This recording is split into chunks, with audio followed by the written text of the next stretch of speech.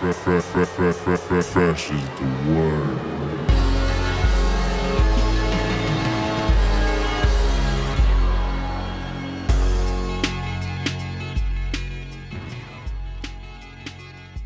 All right, welcome to the Fresh is the Word podcast. This is K Fresh. It's episode number 13. We're going to start from now on. I'm going to have either one or two episodes each week. Definitely one on Monday or Tuesday, but just because I might be talking about some timely matters or just because I get a lot of interviews in, I might just drop another one.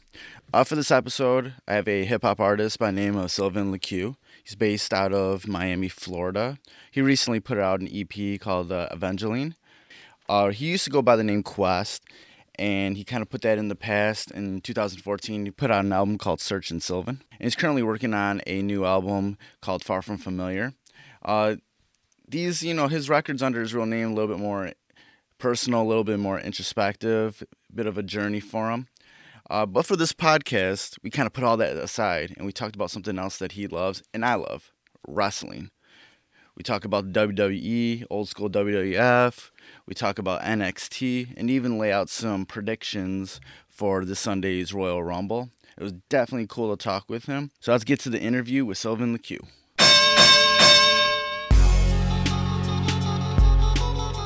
Definitely, yeah. So I hear you're a big wrestling fan. Yeah, definitely a big wrestling fan. I'd say more WWE more than anything. You know what I mean? I mean, some Ring of Honor stuff, but not a lot of Ring of Honor stuff. But like definitely WWE for sure. I'm a big wrestling fan. Okay, cool. What's some of the stuff in Ring of Honor that you've been able to check out? It's been like miscellaneous. It's like really miscellaneous. Like I was big on Ring of Honor when CM was there because I was a big CM Punk fan. Oh, definitely. And then I would tune in here and there for like Punk, but then once Punk went to WWE, it was like, all right, well, it is what it is. You know what I mean? And then I became like a WWE fan, and that just became like my central focus. So it's really more WWE. And then like I would tune in to Ring of Honor here and there when like Punk was like making his like ascension. You know what I mean? Right. Yeah, and it's crazy that there's so many people that was from that time period of Ring of Honor that are now in WWE right now. Yeah, it's like, I mean, Punk is Punk though, man. You can't really deny you just can't deny Punk. I think Punk is the only wrestler that I wouldn't say the only, but I mean he's at least from my generation where it's like I've only seen people literally switch, from okay, I'm not watching this anymore, to go to WWE because Punk is there. I mean maybe now because they're saying that AJ Styles and a lot of these guys are about to start coming to WWE yeah, and maybe in that facet, but up until then I've never seen people literally just go from one place to another place because of one wrestler, yeah, at least for my generation. Yeah, definitely. It was crazy. The crazy thing about CM Punk is he was like one of those guys where the crowd kind of made him in WWE.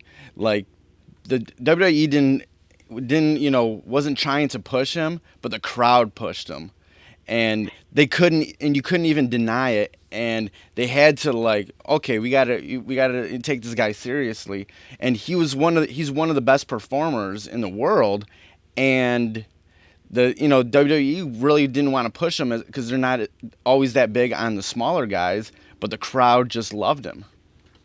Yeah, man. I mean, I think CM was I mean, it really sucks for me because I feel like CM Punk, at least in WWE, was the beginning of what should have been this revolutionary shift for WWE. If I think if somebody or a group of people just listen, I mean, I don't want to say Vince, but I mean, if Vince just listened or would still listen, you know what I mean? He would realize that, Punk was the start of something, that could have been way more revolutionary, because, people weren't trying to, push, Punk, you know what I mean? And it took him a lot of, getting through and pushing forward and, really having to, climb. I mean, he had to do an entire pipe bomb, for people to really be yo, we get it, you know what I mean? And even then it's sad, you know what I mean? But he was definitely the threshold because, after Punk, it became, Daniel. And it's really no question why these same type of wrestlers were getting this momentum, and it's just because it was a shift. People are even now, people just want authenticity, and the big bulky guy who has like this, who has this like gimmick and is told like to do this and do that is just no longer authentic to us. You know what I mean? It's a whole different generation. But I mean, CM Punk's story is like always super inspiring, but the people really did, make him. And this is the first time in like ever, I think, where like I feel like WWE's kind of like really been like ignoring the people like intently. It's crazy. Definitely, they always kind of get into their they want to push what they create, and so I feel like they kind of hate when the crowd, the universe creates something. Because even today, you still get CM Punk chants, and then you still get Daniel Bryan chants, the Yes chants, even to today. And shit, you still even get the Steve Austin what chants. Yeah, it's like it's crazy to see that like something that started in 2001, like still in 2016. It's like, look, it's changing, man. Like I don't know. It's just been it's really been it's been sad. I mean, I think they're really trying to make us like get it, especially like even like with Roman. We've already had our verdict on Roman. You know what I mean? But they're really like forcing us to like really go with it. You know what I mean? Like to the point where like Vince had to like come down and be like, yo, special guest refereeing this, and we're going to put him over and we're going to make sure that, people like him. Even then it's still like, forced. We're just into authentic things. And, Daniel Bryan and CM Punk, they were just authentic. And it was nothing that was forced. It was nothing that was like shoved down our throats. It just happened. People just liked them. And they're not going with it. They weren't going with it, and they continue not to either. It's really insane. It's really insane to me for some reason. And it's crazy these days with the whole Roman Reigns thing, is like the crowd really hasn't been behind him, but because everything they've been kind of doing with him, it really just doesn't make sense. But then that moment when he laid out Triple H and kept on laying him out, the whole crowd turned to support him because that was something that made sense. Yeah. Yeah. So that genuine moment, it made sense. So the crowd loved it. Yeah, and it was also like we like it felt like it made sense. It felt like, all right, this is what Roman should be doing. You know what I mean? Like I feel like they're trying to make Roman into the new like version of like the Cena, where it's like, okay, we're gonna make him like the super guy and the super lovable big guy, but it's just like he's just really a vicious dude. Like even when he was in the Shield, the reason people like messed with him so much was because he was just like this really intimidating muscle that that just had the appeal. He didn't say much, you know what I mean? When it came down to promos, Dean Ambrose handled everything. Yeah. You know what I mean? Like Seth Rollins was always in the background, you know what I mean? Like from time to time he'd pop up, but like he was always kind of like that guy that was in the background, but an amazing performer. And like Roman Reigns was just like the dude who was there. So like he seemed like the dude that you would call on to just wreck everything. So when he wrecked Triple H, it was like, okay, he snapped. You know what I mean? He's over it. You know what I mean? And we rocked with it. But like, everything else, it just doesn't make sense, and it's not authentic. Like it's kind of like it's just like even coming down to like the type of matches that they book, and it's like, all right, you know how this is gonna end. You know how like, Roman is gonna do this. And right.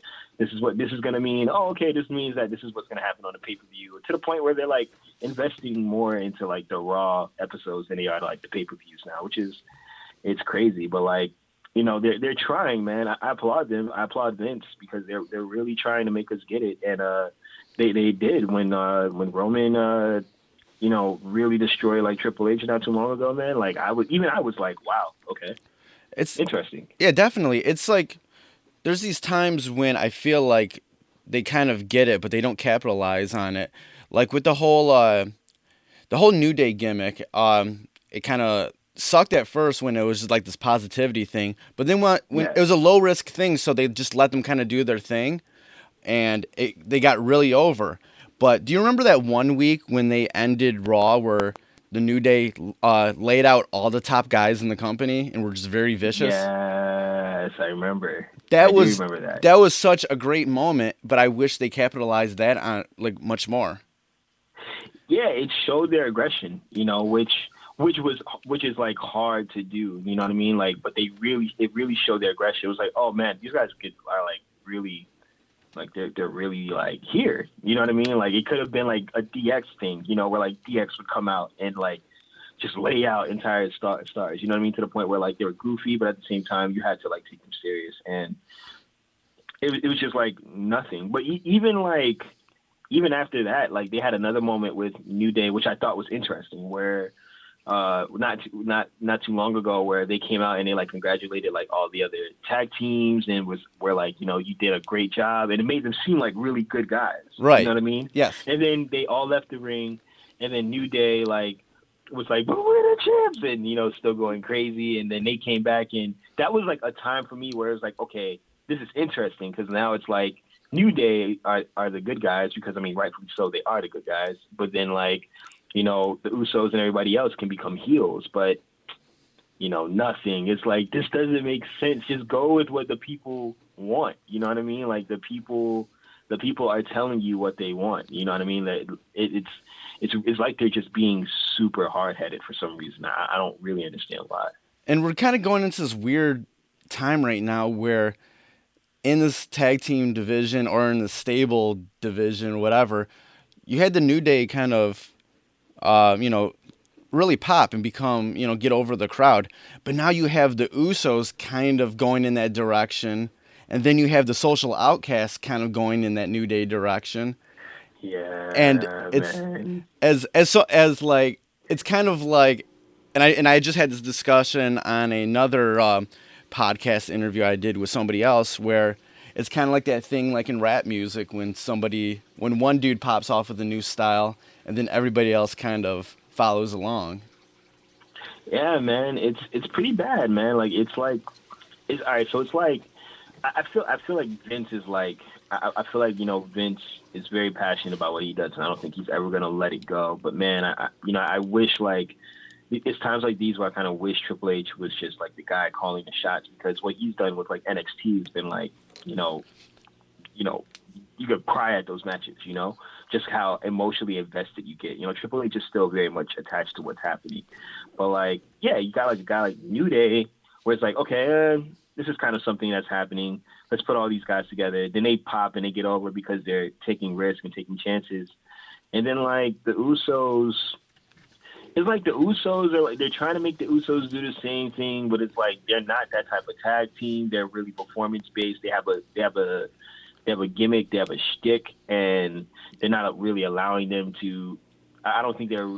I think they're still learning how to be entertaining, but they don't really need to be, because it's like they're a tag team that's built on performance. They're kind of like the same with the Lucha Dragons, which, you know, like they're performance based. They're not really meant to like be, you know, perform, like to like get over with crowds. You know what I mean? Unless they turn heel. You know what I'm saying? It's always easier to turn heel. You know what I mean? Like, oh yeah. And it's like okay, this isn't working. Turn them heel. You know what I mean? You're the bad guy now. You know, just make it work. But like, you know, the Social Outcast was just like, bro, like, what? It's like, don't, like, what? Like, it like the chemistry isn't even there. Like, it's really like for the guys that they don't know what to do with.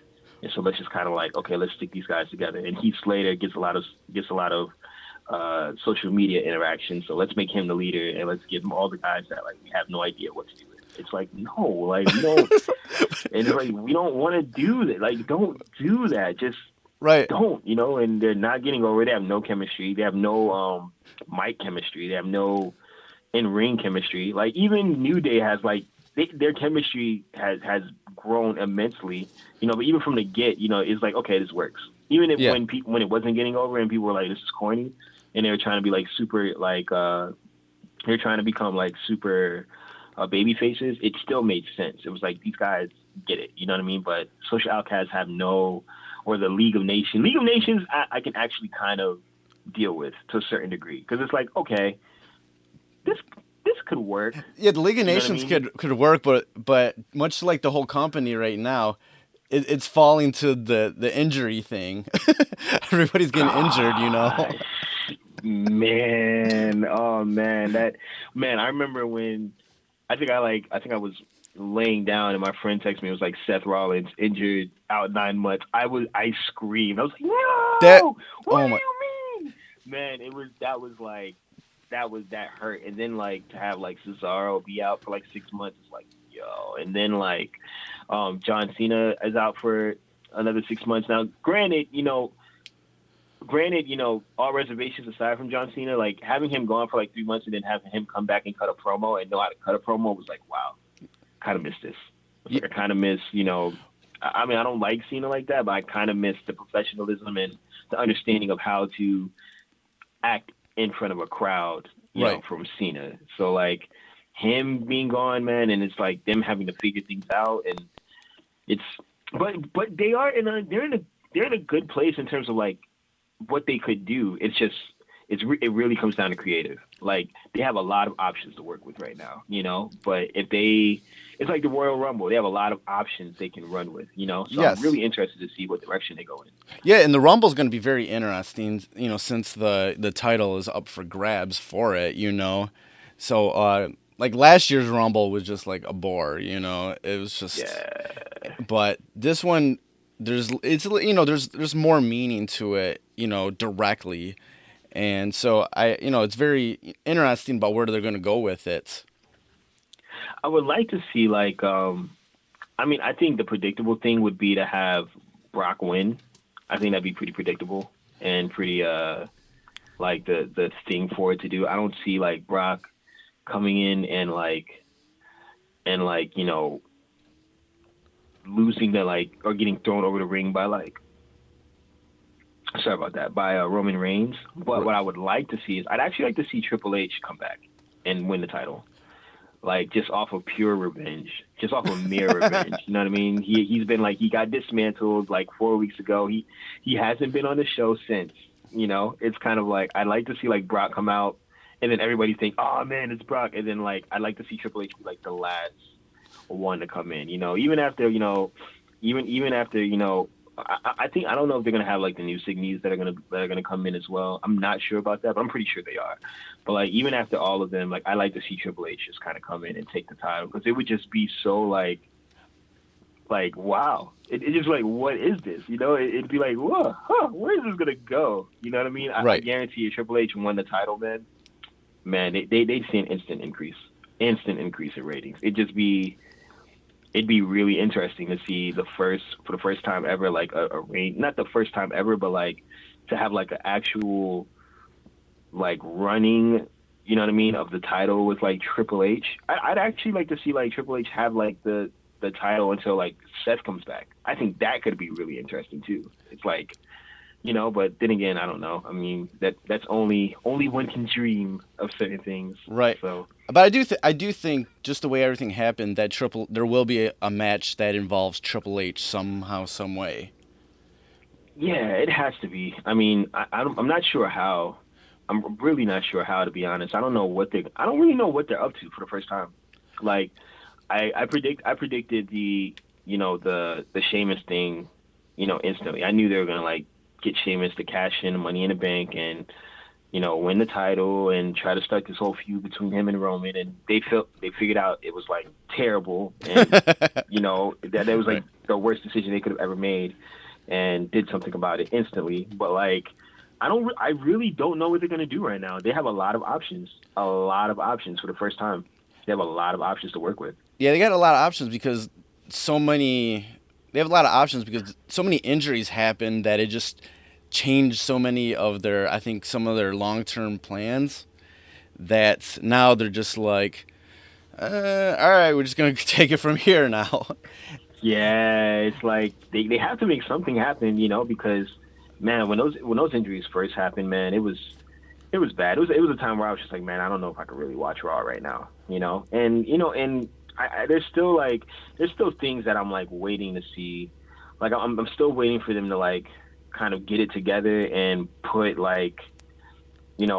stop underutilizing a lot of the talent that they have, and stop throwing darts at a wall, which is why you need older guys who've been in the industry for a certain amount of time. I wish even Randy was if he wasn't so to himself, I wish he would be more actively involved with being in people's ears and being yo, you gotta utilize this guy the way Eddie Guerrero would be yo, man, you gotta use Taylor Bradshaw, you know what I mean, because he's still got juice in him, and they put the whole JBL stick on them, and everything went flying. So like I like to see them like still like utilize Stardust more. I like to Lord knows how much like Dolph Ziggler's prime is just being like throwing the shit for no reason. Right.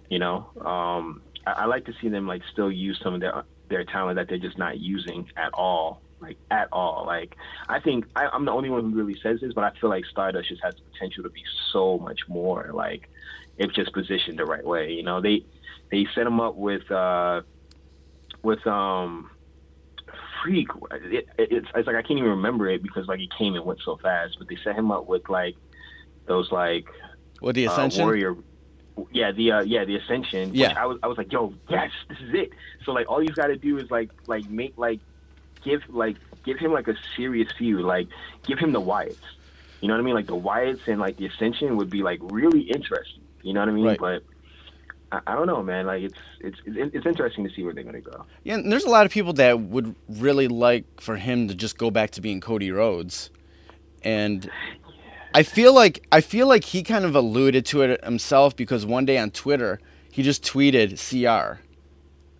Like Wow. One day. Yeah, I remember. I don't know if anybody caught that, but he just tweeted CR one day, and I feel like a lot of people just want him to go back to being Cody Rhodes, and just but it'd be great if they pushed him properly like that.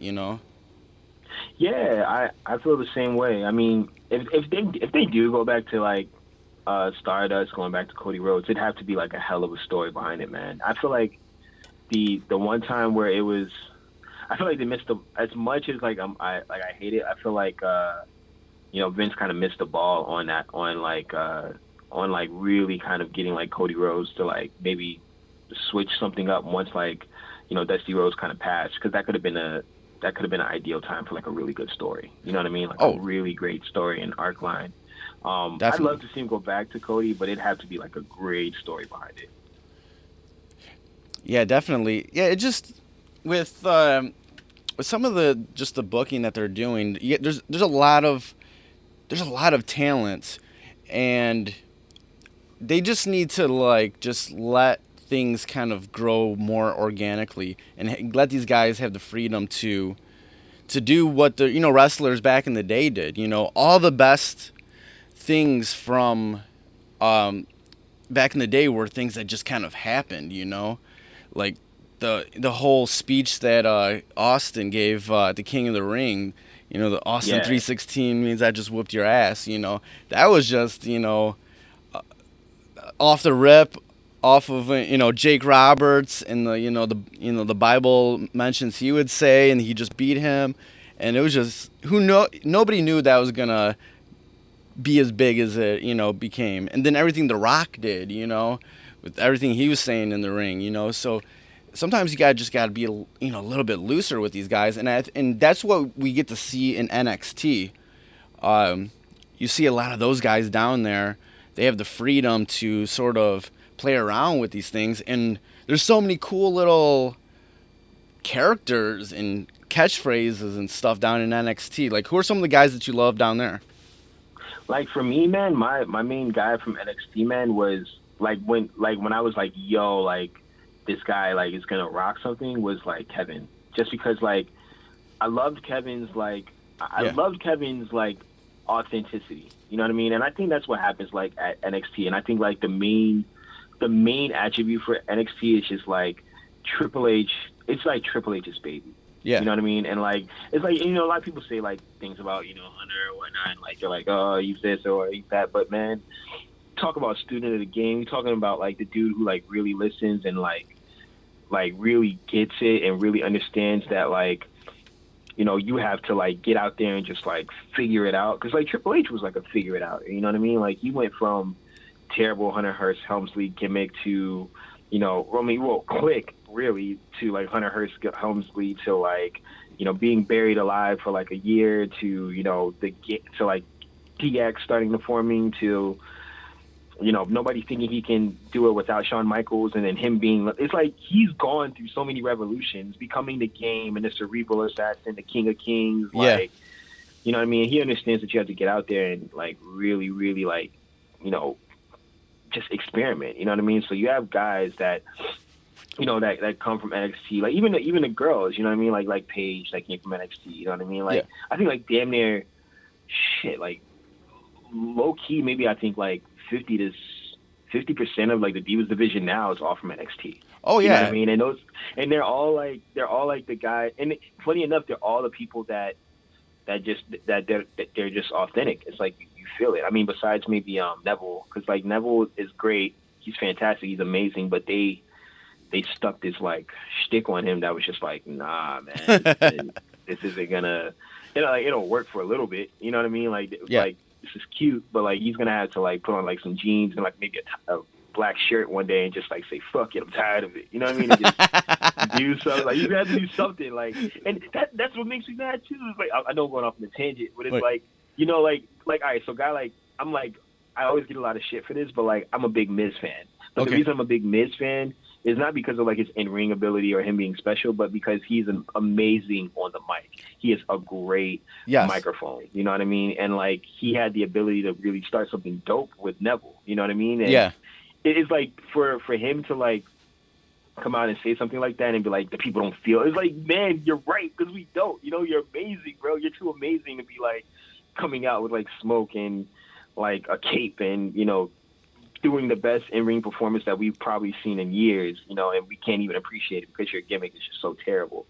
But like, man, like NXT, man, is just so authentic, and it's kind of like hurting me because like some of the guys that I think that they were gonna have, you know what I mean? I think they're starting to kind of see like WWE and just be like, I don't really know, man. Like, it's you know what I mean? Like it's hard to kind of be authentic. I was surprised that they allowed Kevin Owens to be as, you know, as much as himself there as they have, you know. It's crazy with Kevin Owens is that he's really he owns his in-ring personality, and he takes it with him everywhere. He goes on Twitter, and he's the same person on Twitter, and everybody loves it. You know, they love getting blocked by him on Twitter. They love when Kevin Owens is being Kevin Owens to them, you know? Yeah. Because that's how it was back in the day. If you were a heel and somebody asked for your autograph, you would say no because you were a heel. Exactly. You know, it was stuff like that, you know? Like back when kayfabe was kayfabe, you know, wrestlers would, doesn't matter where they were at, you know, if you were recognized, you stayed in character, you know? And that's like, and Kevin Owens is one of the closest people that I feel like right now we have to that, where you know who he is at all times, you know. And lately they've been, you know, building him up even more of a seething lunatic, and it's been great. Yeah, they have. I'm sorry. Hello. Yeah, I'm here. Oh yeah, they definitely have, man. Like it's especially like, I mean, man, it sucks now. See, I think Kevin like understands like the real balance that you have to have like in today's society, which is like you really have to be yourself. Like because like that's all we want now. You know what I mean? Even with like social media, like I always think of like wrestling in their eras as a product of what's going on in the society. You know what I mean? So you have, definitely. like the golden, you know what I mean? So you have like the golden age era, you know, which was like very heavily influenced by like rock, you know what I mean? And like 80s hair band and like superheroes, you know what I mean? Like that was that, you know what I mean? And then you had the new generation era, which was kind of like going into like this grunge, moody era, you know what I mean? So you had new superstars that were coming in, and all of the top stars that were a part of like WWF were like going to WCW and, you know, byproduct of that. And then you had the Attitude Era, which was like what, punk rock, and you know what I mean? That was like the product of that generation. And it's kind of like the same with this, which is like everything is super revealing. You know, we want something that's authentic because, You know what I mean? We can tell when it's just not authentic. You know what I mean? Like, it's just, we can tell when it's just like being fed to us, because we know about the heels. We know that wrestling, you know, is a byproduct of it being staged. And we know that, you know, everything is pre-gamed, you know, like it's not like a secret to us, but back then it was a secret, you know, it really was a secret. Like, Yeah. you know, you really sold it. You know what I mean? If you were a heel in that actual ring, man, when you got out of that ring, you were still a heel. People believe that because that's what was fed to them, you know, and that was a part of, it was like art imitating life or life imitating art. But like Kevin Owens gets it, you know, like this is a part of who Kevin Owens is. He's probably really this way in like real life to a certain degree. I'm pretty sure he's not a dick. He's not like, you know, I'm pretty sure he's not like going to like restaurants and being like, F this plate of food. But, you know what I mean? I'm pretty sure that side of him still very much exists and he carries it over. You know what I mean? Like, and other superstars do it as well. Like Dolph Ziggler does it. You know, like it's just that he's underutilized. So like, but Dolph Ziggler is very much himself. Daniel Bryan, another example of a guy who's just being himself.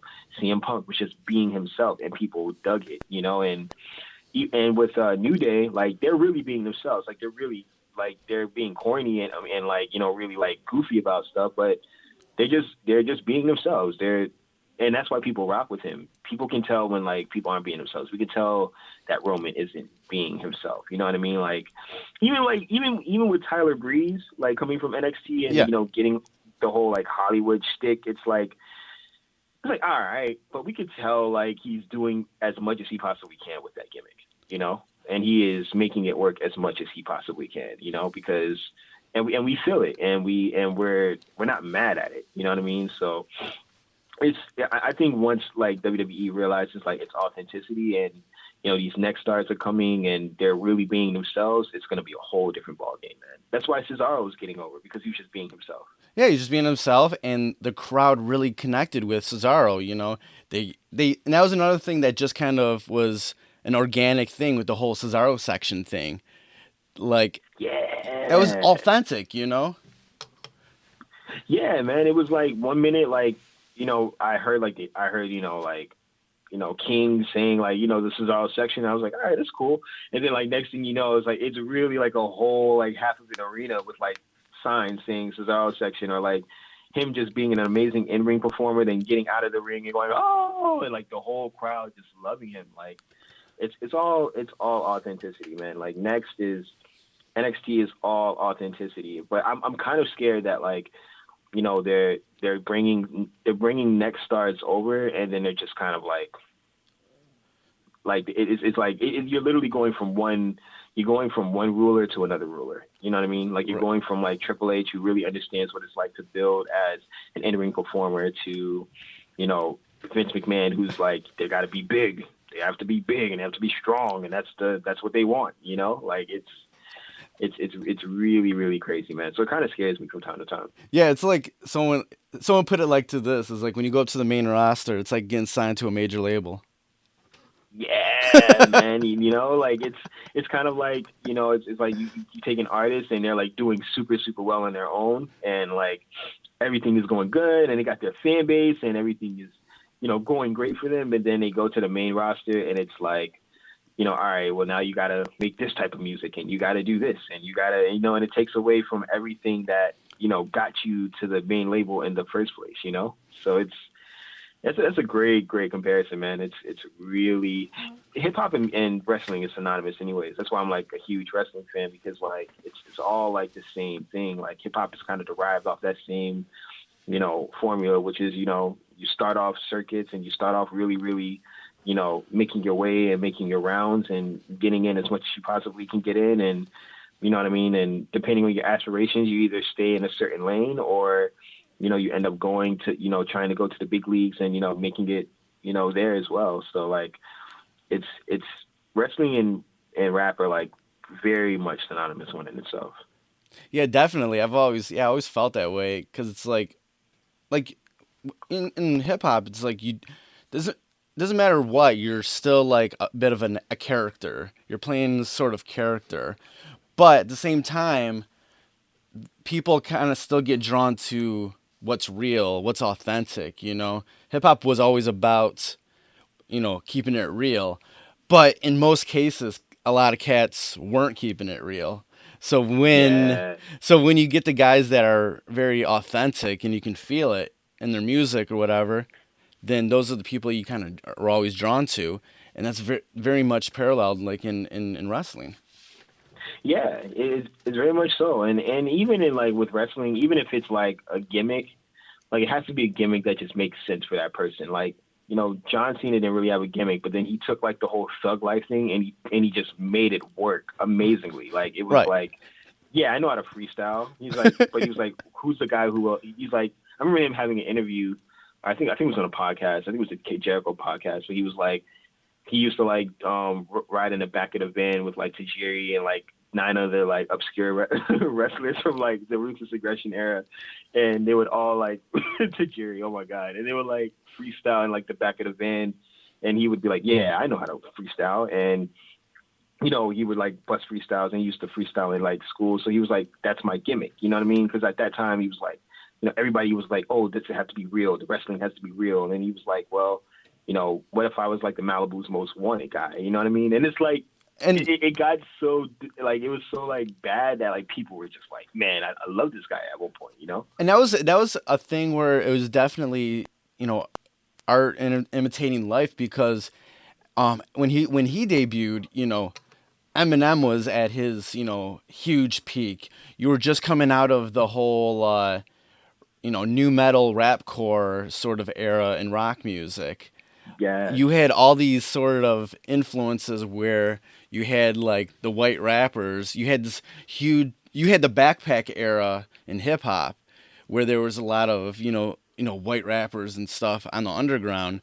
So that's why the whole John Cena thing kind of worked. You had the whole Thugonomics thing, and he was able to parlay it into something even grander, where he kind of got away from the Thugonomics thing and just became this the top babyface of the company.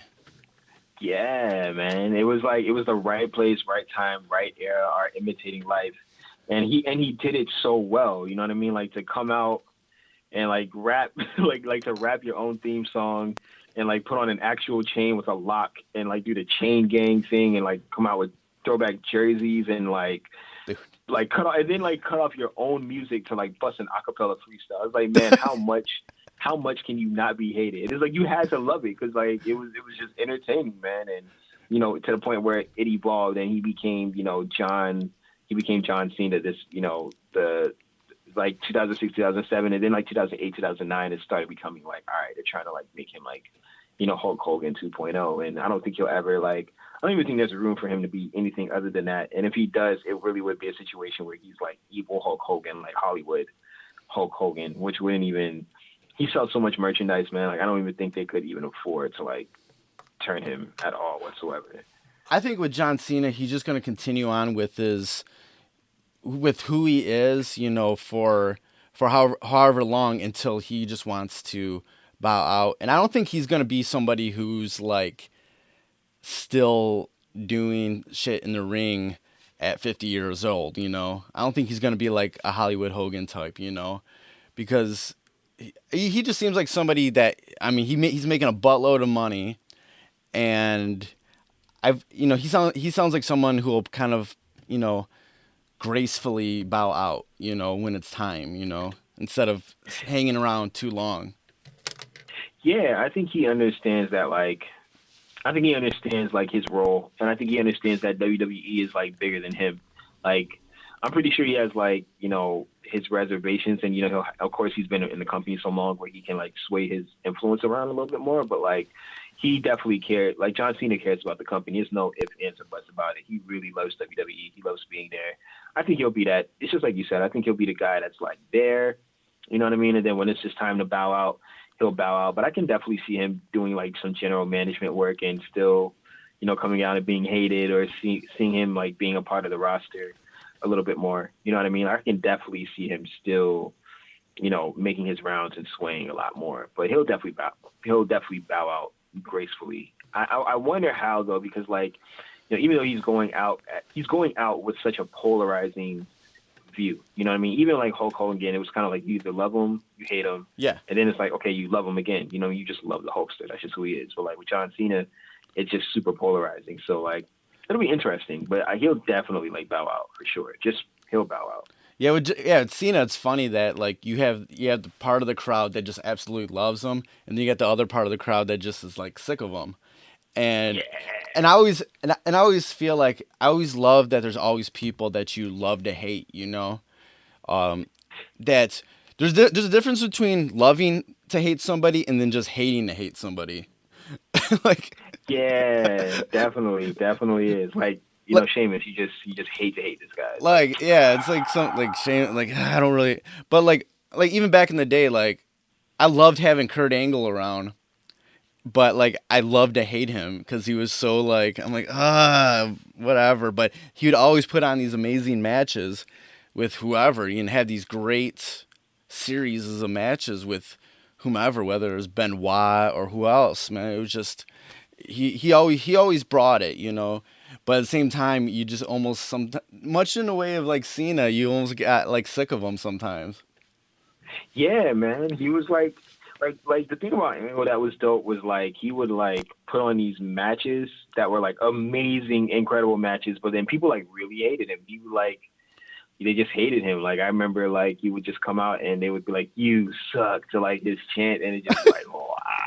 But it's like it was almost like he just waited for like he just like I remember he had like a whole like I remember there's a Raw episode where I remember it vividly because I was watching it live. And I remember he was coming out for a main event. And I don't even think he did the main event because he like came out and he was just like tired of like the crowd saying you.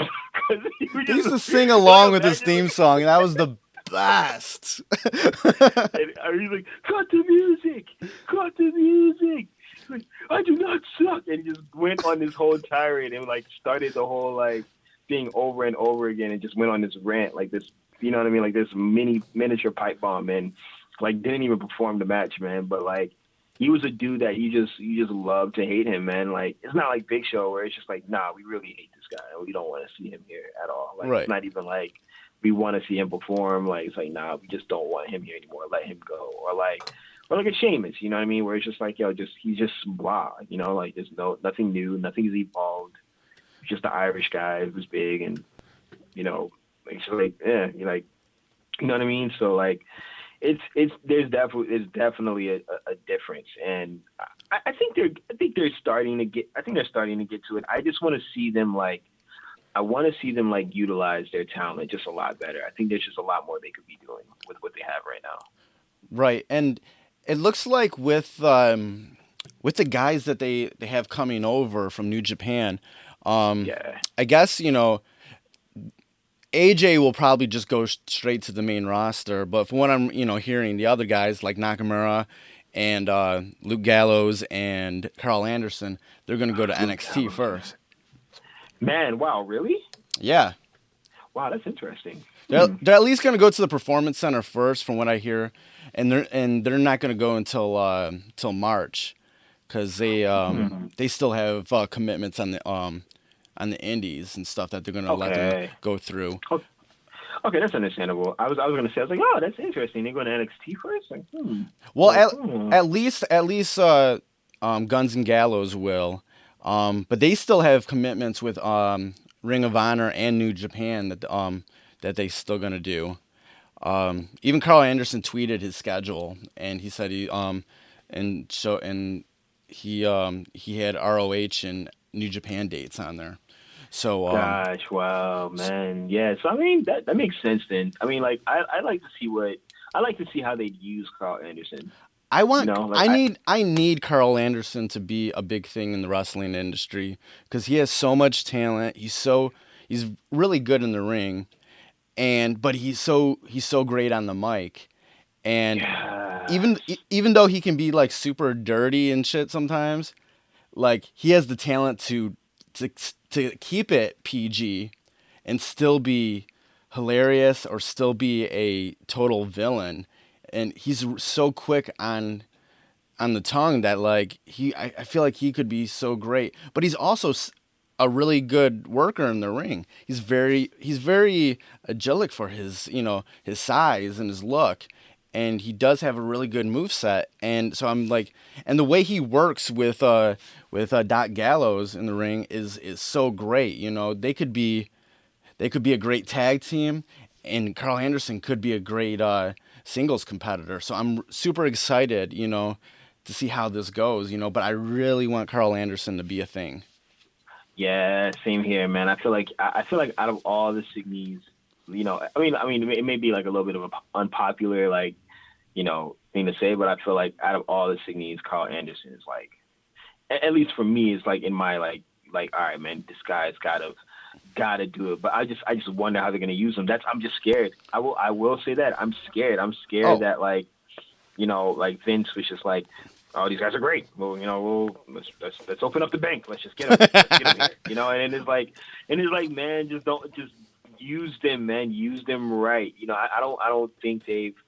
I just pray they get used right, man. Because I'd hate to see like Anderson. Oh man, I just don't. I don't want him like. I don't want him anywhere near like the social outcast. I don't want him. No. I don't want him anywhere. Like, man, I just pray, man. I pray they give him his just dues. I do have a feeling that they're going to kind of work off the Bullet Club angle and do like the Balor Club thing, have him, you know, paired up with Finn Balor.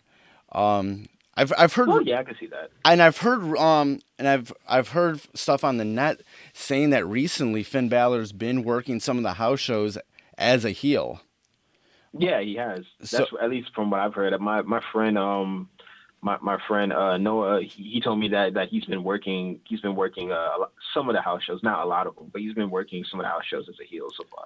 Yeah, he's been doing some matches on the house shows with like Sami Zayn working as a heel, and I'm like, dude, that'd be great. And he's been alluding to things, you know, in regards to the, you know, whole Bullet Club thing so much that if they, you know, if he can pair them with Guns and Gallo, that'd be great. And it's like those guys are like genuine friends, you know, so their chemistry is there.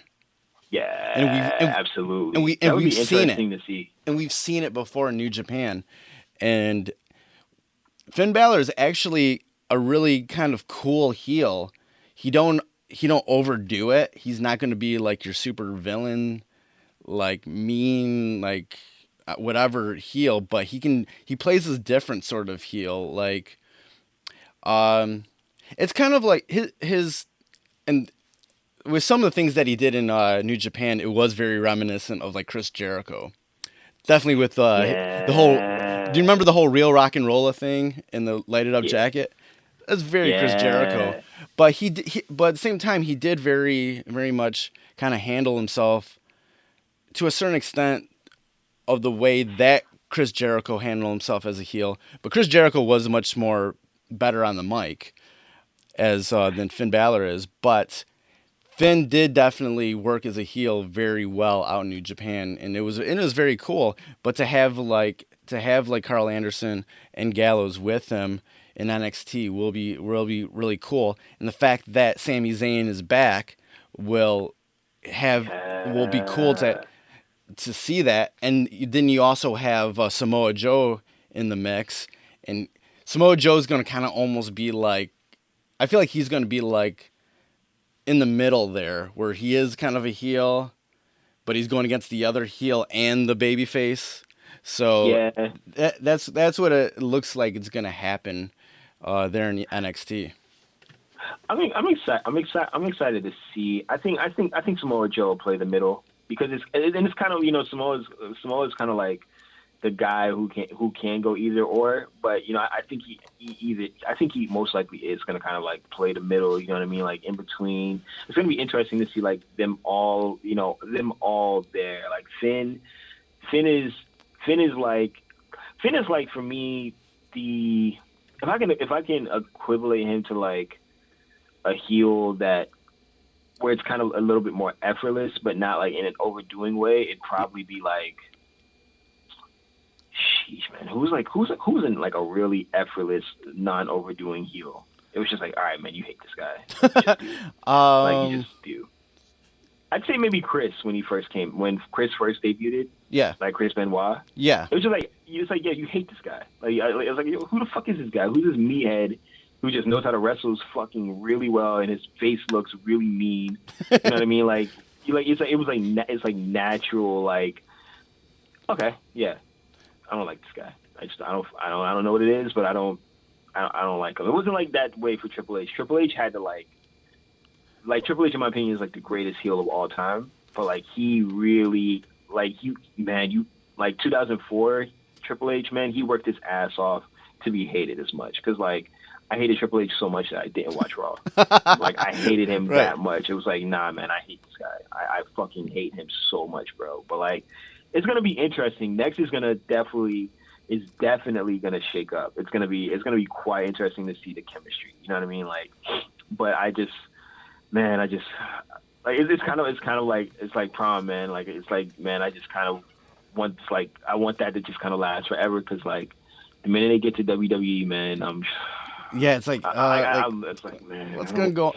And the thing is, with all these new signees like AJ Styles and Nakamura and Guns and Gallows, these are like some of my favorite guys right now in the world in wrestling, and I'm like, please be creative with these guys, you know, please. Like, I really like this is the moment I've been waiting for. I've been waiting for these guys to get a shot here, you know, and hopefully it happens, you know, in a good way. I think with AJ and Nakamura, they have to build these guys up as being like, they're special. These are special guys that don't need to be in WWE.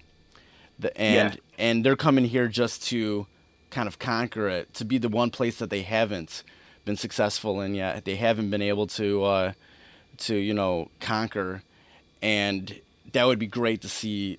And because you've had guys like Nakamura go against people like Brock Lesnar in New Japan, you know, back in the day. Yeah. So they have a history where they're dominant where they were at. So they can't bring these guys in just being some other Joe Schmoes, you know. These guys are special guys.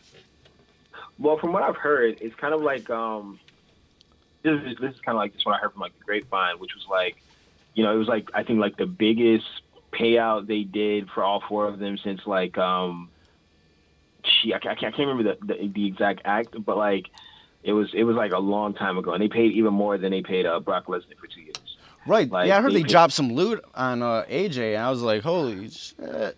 I mean, I would, man. Like, man, if I was AJ Styles, you know, AJ Styles has done it all, you know, in my opinion. You know, like he's kind of like the guy that's just like, man, you don't, like, I wouldn't even want you to be over here. So like for AJ to like leave, you know, everything that he's doing, and, you know, very well paid, and, you know, I think estimated making like $300,000-$400,000 a year.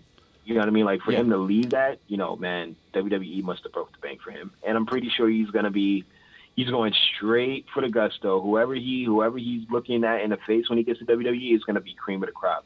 You know what I mean? Or at least like second tier to cream of the crop, like a Dean Ambrose, you know, like one way or another, you know, like he's going straight for the gusto. But like, I don't think any of those guys would have left their situations, you know what I mean, without like proper like compensation and also proper promises. You know, it's kind of like, it's like Brock, you know, like Brock wasn't going to come back and, do the whole shtick unless he like got like the proper, you know, situation. So like, I'm giving them the benefit of the doubt over the fact that they broke the bank for these guys. So they're going to make sure that they're getting their just dues. Cause man, like the real wrestling fans, they'll hate WWE for like doing anything that's least or less than what it is that, you know, those guys deserve, especially AJ. You know, AJ is just like, man, like just you're gonna have to give him the best. You're just going to have to, you know, or like second tier to the best, you know. Yeah, and I definitely would agree with you, because someone like Nakamura, he was one of the top guys in New Japan, with him and Okada and Tanahashi, like easily the top guys, most popular wrestlers in Japan. Period. All companies out in Japan, Nakamura is one of the most popular, one of the biggest. So I feel like WWE told him, proposed something very nice to him for him to come over, because someone like Okada, he said on record that he doesn't care. He doesn't want to come to WWE. Yeah. And he's the top guy in New Japan. He said it doesn't matter what they offer, he doesn't want to come over here.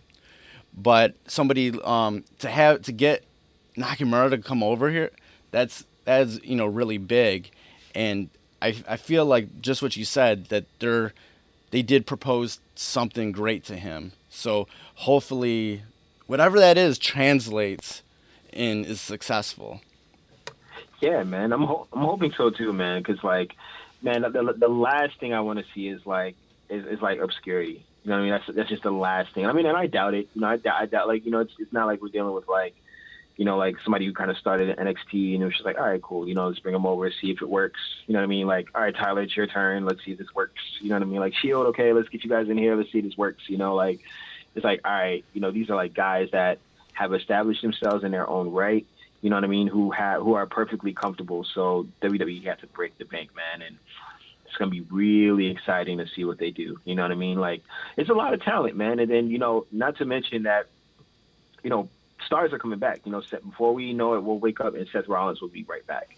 You know what I mean? And you best believe, when Seth Rollins gets out, he is going straight to the top. It's not even like mid-card. He has to face Dean Ambrose. Like, nah, man, he's in the title picture instantly because he had to lose the title. It's all part of the story, And then Cesaro coming back, Cesaro is going to be embraced with open arms. I'm hearing they're thinking about I'm hearing through the grapevine that they're thinking about, okaying a Daniel, which would. If man, Daniel Bryan comes back, the ovation that happens will be crazy. be nuts, I still don't know why they haven't okayed him. Like, the doctor said he's good to go, or he has been good to go for like the past 6 or 7 months. It's crazy though. Like, they won't okay him, but you have people like they brought Tommy Dreamer in the WWE. His body is probably wrecked. Oh man, when I saw Tommy Dreamer come out, man, I was just like, when I saw Tommy Dreamer, I was like, all right, man, all right, cool. You know what? Cool. Do a couple Raws, bro. Get your $10,000 and go home, bro. You know what I mean? Cool. Just do what you got to do. But like, then I saw Rhino, and I was like, man, what are you guys doing? And this is like right after the injuries too. So it was just like, man, they are trying. They're like, oh no, not right after the injuries. Right after like the lowest like ratings they have had since like the wars. When they're like, we gotta bring out the stops, and it's like, Tommy Dreamer, can you come up? Chris Jericho, can you come up? Rhino, can you come up? It's just like, man, like I just. But man, the moment I saw Tommy Dreamer, I'm like, they're gonna let him in there, and it won't let Daniel Bryan in. I'm like, Tommy Dreamer's probably body is wrecked. I'm like, literally wrecked. I'm like, what's Daniel Bryan got to do to get back into this company, man? I'm like, come on, he's it sounds like he's been cleared, and from what I hear, he's been working on a different moveset to be able to maybe avoid the problems that he's had in the past with getting injured. Yeah, I read an interview where he's saying he's trying to like change. He's essentially trying to change how he's approaching wrestling.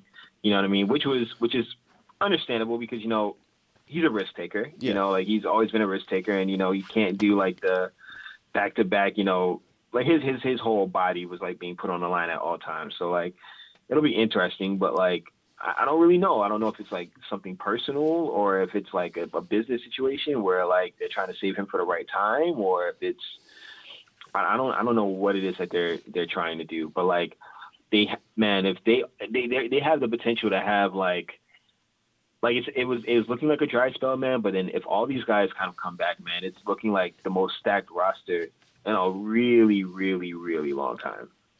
Like a really long time, like an amazingly stacked roster. Yeah, and it would be crazy, and like when Seth Rollins comes back, if he comes back as a baby face, I feel like that would be crazy. It would be huge. Man, Rollins as a baby face. I think Rollins as a baby face would happen Man, it's crazy because I mean, like, I don't know if he's gonna be scheduled for WrestleMania or if it's gonna be after. But like, man, if he comes back as a babyface, that would be really interesting. It mean that like they're whoever they pick for like the title picture is gonna be a heel. You know what I mean? And whoever has it is like definitely gonna be healed out. So like, Yeah. it's gonna definitely be like interesting. They have a lot of options, man. You know, Brock is still under contract for another year. You know, so it's like it's really interesting to see what's gonna happen. Yeah, because the thing is, yeah, you're gonna have all these guys coming back, and then you got all these guys that they're bringing up. There's a lot of options, so it's gonna be really stacked at one point. I don't think Rollins is gonna come back. I mean, the way he kind of is, he might be back by summertime. So maybe whatever's Yeah, going, maybe by SummerSlam or something, he might be back, or he'll come back beforehand, and whatever his big match for whatever title will probably be at SummerSlam or something like that. But there's definitely a lot of options. I definitely hope. I want Daniel Bryan back in the company so that we can see Shinsuke Nakamura versus Daniel Bryan match. man. I'm talking about, man. I mean, they would never put that on Raw, even though they should. If they were smart, they would put it on Raw. They wouldn't even. They would put it on Raw and have it like escalate to like an amazing pay-per-view where it's like a last man standing or Iron Man match. Like pull out the Iron Man match that hasn't been used in like 8 years because nobody can really wrestle for like an hour straight anymore. But like, Right. bro, oh my gosh, man, that would just, man, if they announced that for Raw, man, that would just be, man. Look, I don't know what would happen, man. That would just, gosh, man. But one can only dream. One can only dream, man. I mean, let's see. I think they will. I think they just gotta. I think they just gotta see his skill set maybe and see what's going on. But I don't know. I don't know if it's something personal or what. You know. But maybe it's just like the last two injuries. They don't want to take another risk. Maybe. You know. Yeah, and that's what I feel like they're gonna kind of start being cautious in certain ways because of so many of the rash of injuries in the company, and like those injuries have even gone to the women's division. Paige had a small concussion. Yeah. Apparently, Sasha Banks has some sort of injury, maybe to her knee or something like that. So she's out for a little while. So it's getting to the point. I feel they probably getting a little gun shy about certain things. Yeah, I would say so, man, because you have plans and you have invested storylines that just get shattered, like, and you're forced to figure out what's gonna happen, or what you're gonna do, like it's, and I guess like if they're to put like Daniel Bryan back on and you know what I mean, get him into like this huge feud, it's like, and for him to like be injured and like have to miss the pay-per-view, that's just money out of their pocket. It's, so I mean, I can understand that, you know what I mean? And then also with John Cena being injured for, I think, like 4 months, coming back and then being injured again and being out for another 6 months for his shoulder, it's like, they're kind of like, nah, we don't really know about this anymore. Like, this is detrimental because it's money out of their pocket. Yeah, definitely, and they're gonna definitely be a little bit more gun shy about what they're gonna allow to happen because so many of their plans have gotten ruined to hell from doing stuff like that. So Man, oh man, I can only imagine that nightmare when like Seth was like torn ACL from trying to powerbomb Kane. That's always happened. Anybody who like wrestles with Kane over an extended period of time ends up getting injured. You know what I mean? And you know what I mean? I remember like that happening, man. I can only imagine like what that office was like. Like, man, jeez, man, your champion out for 9 months on an ACL. Like, gosh, man, ridiculous, man. Like, I would lose everything that I believed in for something like that. So I could see like why they don't want to bring Brian back out immediately, man, because he is quite arguably, if he came back, he'd be the most popular wrestler on that roster right now. So to have things invested and then to make merchandise, you know what I mean? Like guest merchandise and whatnot that costs money too. So people, so it's hard, man. Yeah, definitely. Okay, to close out this podcast, let's talk about Royal Rumble. That's there's a few matches going on for that before the whole Royal Rumble. You have Dean Ambrose versus let's see here, who they have. It's a last man standing match. Wait, let me see. I think it's Dean and Kevin, last man standing. Yeah, it's Dean Ambrose versus Kevin Owens, last man standing Intercontinental title match. What do you think is going to happen? I can see Dean winning. I don't think it's time for Kevin to. I don't think it's time for Kevin right now to win the Intercontinental Championship. I think Kevin had a reign for a while, and I think Dean still isn't done with his reign. I think they're gonna keep him champion for a while. So I can definitely see Kevin losing that, definitely for sure. And what do you think is going to happen with the Royal Rumble match itself? Do you think Roman Reigns gets screwed somehow? Do you feel like just somebody's going to come out of the blue and win it? What do you think? I think there's three options. So number one is they do the whole shtick and Roman Reigns just kind of comes out on top again, and then there's like a huge surprise at the end, which I don't really see kind of happening at all. Honestly, I don't see that happening. What I really do see happening is I think it's either going to be number one, Brock Lesnar is going to win, and he's just going to kind of come in and get the championship. I think it's kind of prime for him to have the championship right now,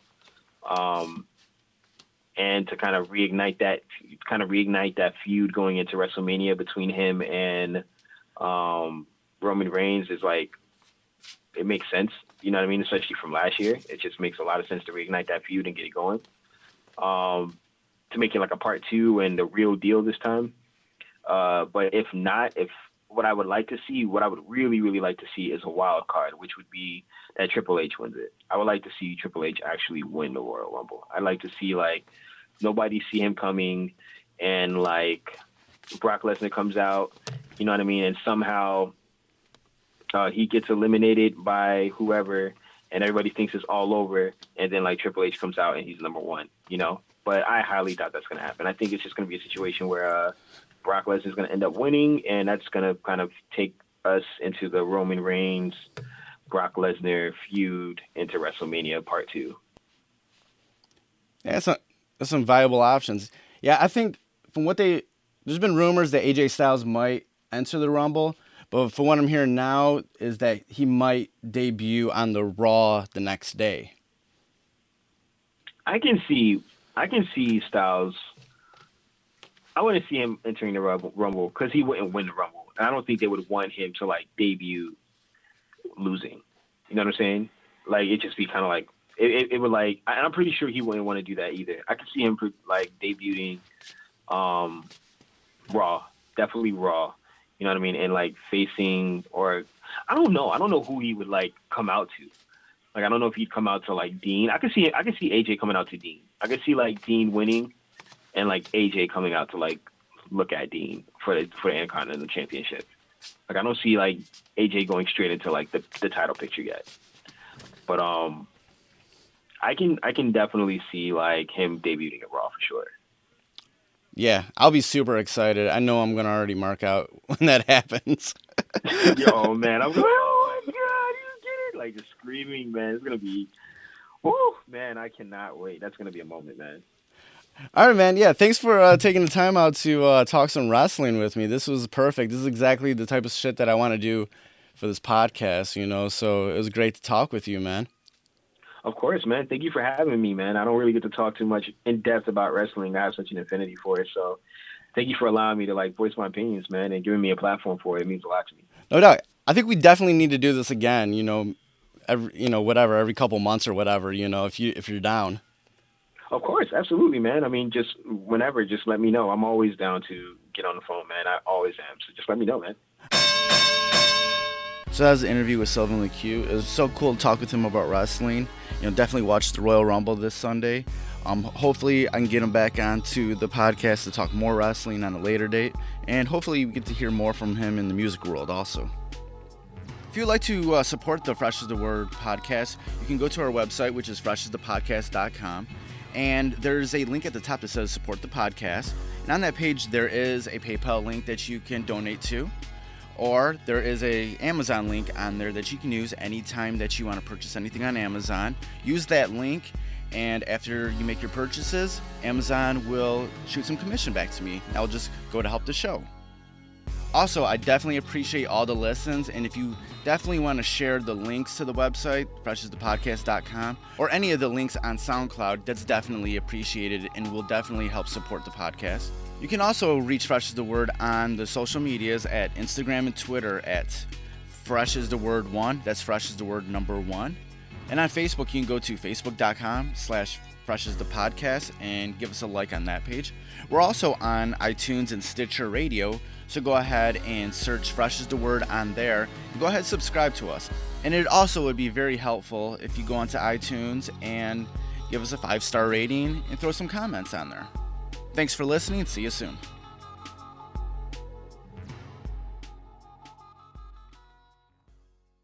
Fresh is the word.